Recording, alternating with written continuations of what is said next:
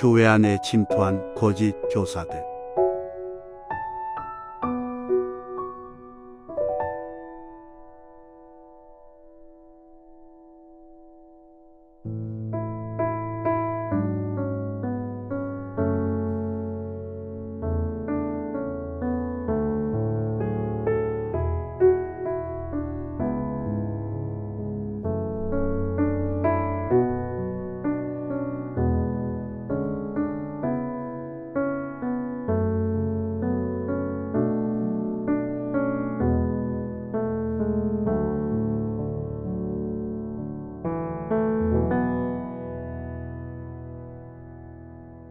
옛적 거짓 선지자들을 통해 이스라엘 백성을 미혹시키려 했던 마귀는 거짓 교사들을 통해 교묘히 교회 안으로 침투합니다. 그들은 표면적으로는 그리스도를 믿으나 실체는 우리를 값주고 사신 주님을 부인하는 이단입니다. 거짓 교사들은 방탕을 허용합니다. 또한 성도를 돈벌이 수단으로 생각하며 속이는 말로 때론 가짜 권위를 내세워 그들로부터 금전적 이득을 취하려 합니다. 베드로는 그들이 멸망의 길을 걷고 있고 반드시 파멸할 것이라 강조합니다. 문제는 미혹된 영혼들이 그들을 따라 함께 파멸의 길을 걸어갈 위험에 놓인다는 점입니다.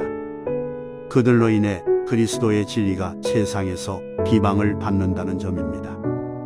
베드로가 교회에게 힘써 너희 부르심과 택하심을 굳게 하라 권면한 이유가 바로 여기에 있습니다. 우리는 교묘히 들어온 이단들로 인해 많은 교회 공동체들이 분열되는 것을 보았습니다. 교회는 깨어 근신해야 하며 성도들이 신성한 본성에 참여할 수 있도록 훈련시켜야 합니다. 예수님은 거짓 선지자들을 가려내는 중요한 기준을 제시했습니다. 그들의 열매로 그들을 알리라. 사역자들을 맹신하지 마십시오. 그의 사역이 성도들을 어디로 이끄는지, 그의 말이 하나님의 말씀과 일치하는지 자세히 살펴보십시오.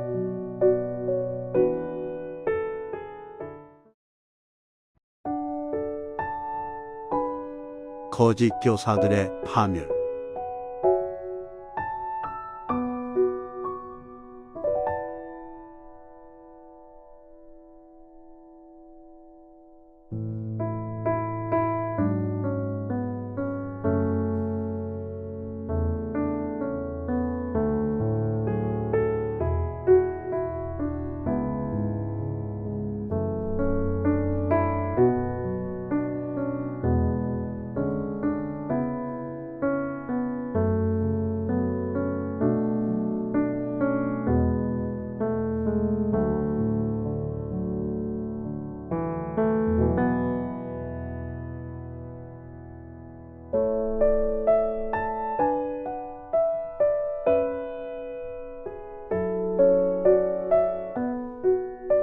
베드로는 교회 안에 들어온 거짓 교사들은 분명히 파멸당할 것임을 구약의 선례들을 통해 보여줍니다.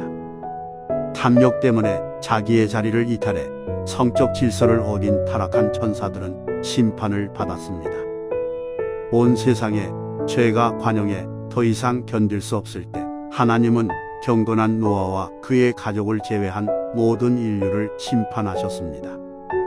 소돔과 고모라의 탐욕은 가증한 동성애의 만연과 약자에 대한 악행으로 드러났습니다. 이는 하나님의 맹렬한 불심판을 초래하였습니다.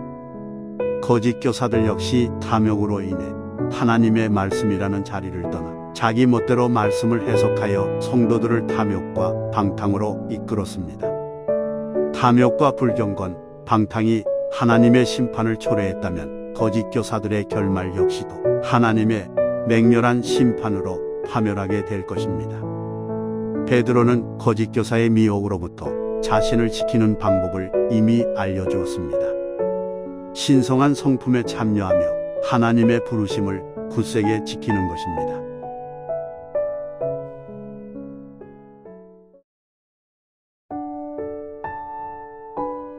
거짓 교사들의 파멸.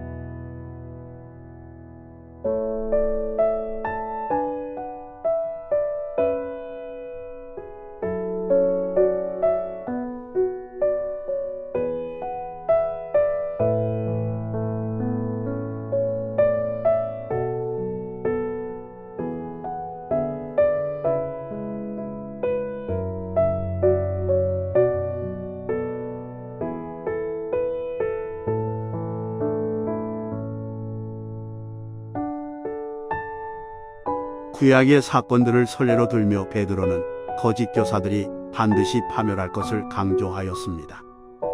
베드로는 거짓 교사들에게서 나타나는 대표적 특징을 지적했습니다. 그들의 마음은 탐욕으로 가득하며 방탕하고 다른 이들까지 방탕에 빠지도록 유혹합니다.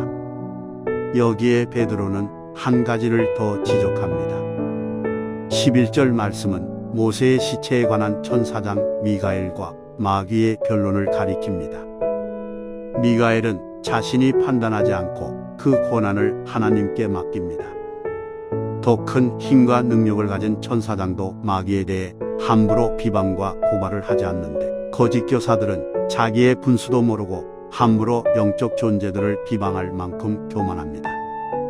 그들은 자신의 능력으로 영적 존재들을 통제할 수 있다고 생각하고 그렇게 행동했던 것 같습니다. 값을 주고 우리를 사신 주님을 부인하는 것 자체가 그들의 교만을 단적으로 보여주고 있습니다. 하나님의 은혜 없이 인간은 단 한순간도 살 수 없는데 말입니다. 탐욕의 눈이 먼 그들은 바른 길을 떠나 발람의 길을 걸어갑니다. 그 끝은 파멸입니다. 가만히 앉아 천국 갈 날을 기다리는 것이 구원이 아닙니다. 끝까지 견디고 싸워 이겨 하나님의 부르심을 굳세게 하는 것, 그것이 바로 구원받은 성도의 모습입니다.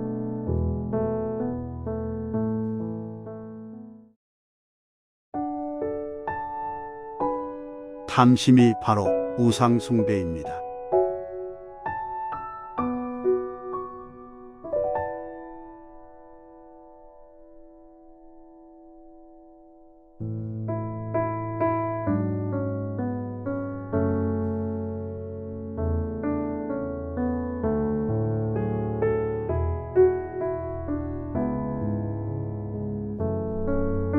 부올의 아들 발람은 모압 왕 발락에게 이스라엘을 저주하라는 청탁을 받습니다.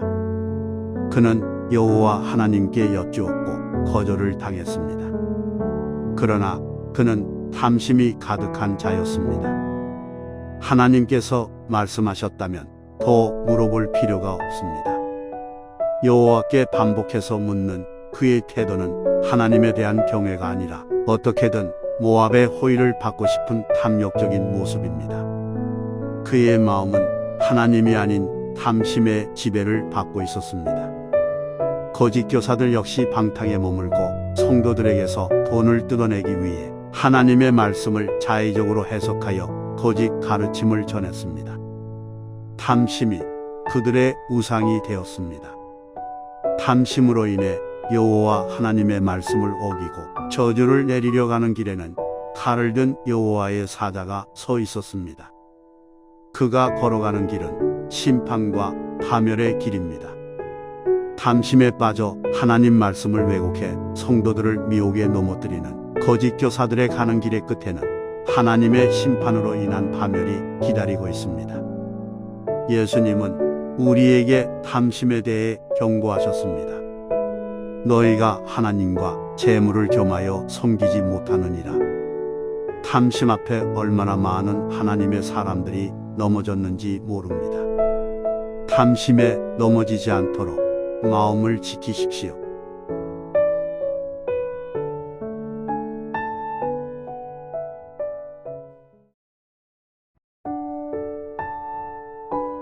들어보면 압니다.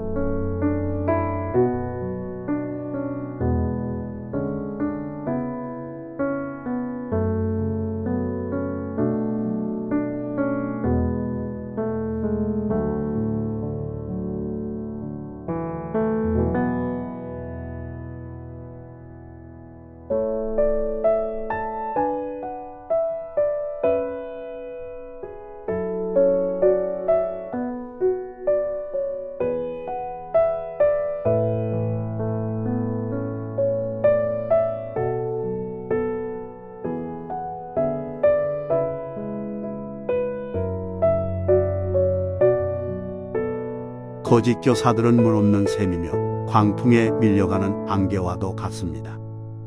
하나님의 말씀은 영혼의 생수이며 성도를 세상 풍조에 흔들리지 않게 합니다. 그러나 거짓 교사들의 가르침은 반대입니다. 그들은 말씀을 말하고 있으나 듣는 자들의 영혼은 여전히 목마르고 오히려 세상 풍조와 손을 잡게 됩니다.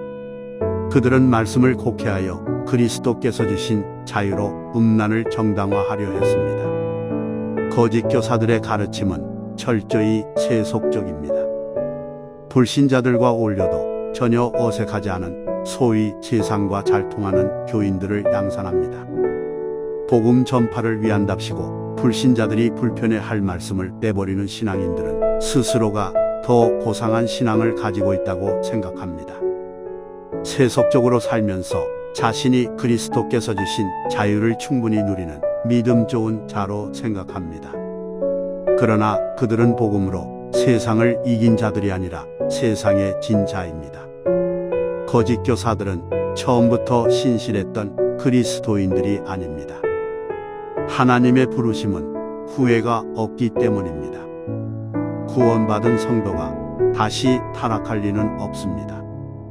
차라리 알지 못하는 것이 더 나았을 것이라는 베드로의 말은 알지 못하는 자와 다를 바가 없는 그들의 비참한 상태를 비꼬는 표현입니다. 무엇이 거짓 가르침일까요? 들어보면 압니다. 사탕처럼 그저 달콤하고 위로하나 돌아서면 공허한 메시지, 나를 돌아보지 못하게 하는 메시지. 그렇다면 그것은 거짓 가르침입니다.